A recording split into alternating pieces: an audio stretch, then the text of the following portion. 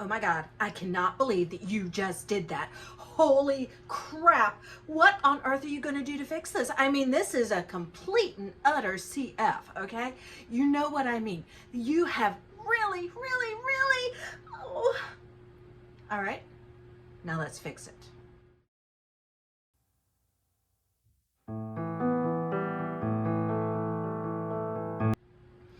Thank you for joining me. I'm Marna. Now, what we're talking about today is how to unscrew up what you've done. Now, all of us have an event in our life that we wish we could change. And some of these events might be things that happened yesterday. Some of them might be things that happened 10 years ago. But it haunts you. It is the one thing that you cannot move past. It is a major defining moment in your life when you made the wrong choice. We've all been there. Dated the wrong guy. Trusted someone we shouldn't have trusted. Let ourselves get betrayed or heartbroken. Something. Didn't walk away when we should have, maybe. Something that has kept us trapped. Something that is still defining exactly how we live our lives because we can't move past this one mistake. Yep, been there. Trust me, you have too. And I'm willing to bet you know exactly what mistake I'm talking about too. So let's talk about what you can do to change the past. I know, you're not supposed to be able to, right? Right? Okay. So we're going to go into quantum mechanics right quick. Here comes the science. According to quantum mechanic theory, every time you make a decision in your life, you create a new version of reality. One where you went with option A, one where you went with option B, and all of the other options that come after that. This is called the infinite worlds theory. And yes, there have been a number of comics that have talked about this and quite a few TV shows and movies. But knowing that infinite worlds exist means that at any point in time, we can reach back into that infinite world and move into the world where we chose the other option. This is called reality transurfing. It was originally a Russian idea. And as you watch the videos in this series that is linked and will be linked at the end, you'll see more and more examples of this. But we're talking about the basics right now.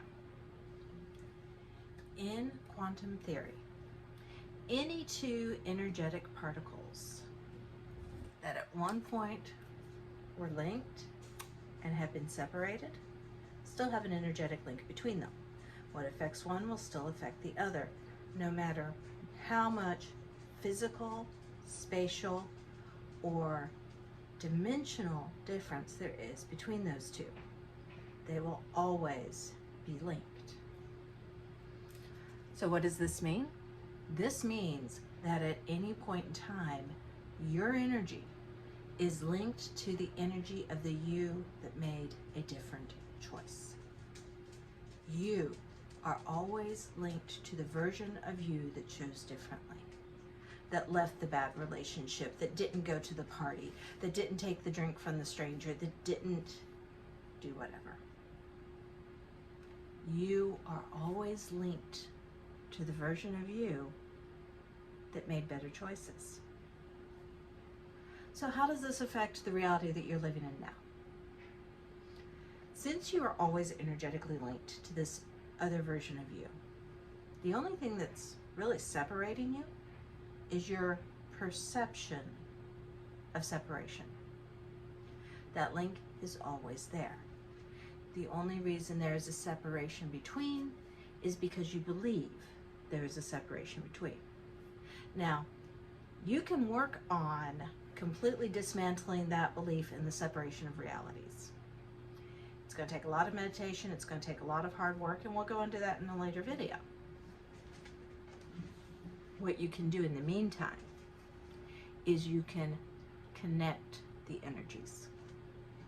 Now, for those of us who are used to living in the 3D world, it is a lot easier for us to say, okay, there's an energetic connection, I can connect the energy, than it is for us to say reality doesn't exist. And all this comes down to is what we believe we can wrap our heads around. So,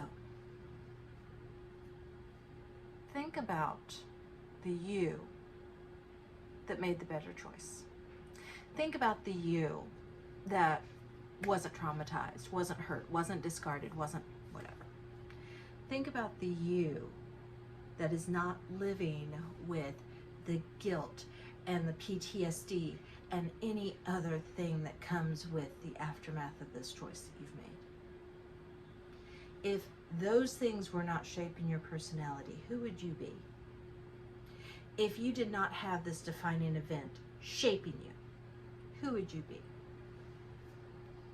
For me, if I had not trusted Kevin and gone to his car my second night in college, and if I had not been just tipsy enough that he raped me, and if I had not crawled into a bottle of vodka to escape the pain of him doing that, then a lot of my life would have been different. A lot of the decisions that I made that year would have been very different because I wouldn't have been trying to die. Because I would not have been in that situation. Now, that in no way says that that situation was my fault. It wasn't. His actions are entirely on him. But if I had been the me that had avoided the situation to begin with, certain aspects of my life would be very, very different now. Including not staying in an abusive marriage as long as I did. So, various things, it's a ripple effect.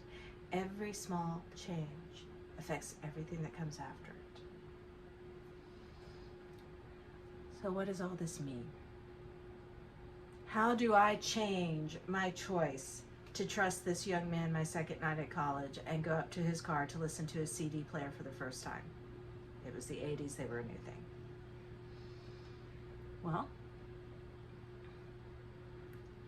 I reach to the energy of that other me. And I do this through meditation. I'll be posting a meditation within the next week that helps me connect with the energy of my other selves. When I do, I'll put it up here so you guys can find it. I connect to that other energy. I draw on the strength of that person because that woman has much clearer boundaries than I did. That woman understands how people interact much more than I did at that age. That woman was not nearly as naive as I was, not nearly as blindly trusting as I was. That woman has used those skills to go on to a very different life than the life that I have now. And when I am in need of shoring up my boundaries, when I am in need of being able to discern if someone is lying to me or not, when I am in need of those characteristics, this one simple meditation allows me to energetically connect to this other self and borrow those qualities. It has helped me to grow fully as a human instead of remaining stuck as a victim. It has allowed me to take responsibility for my actions as well as force responsibility for his actions on him.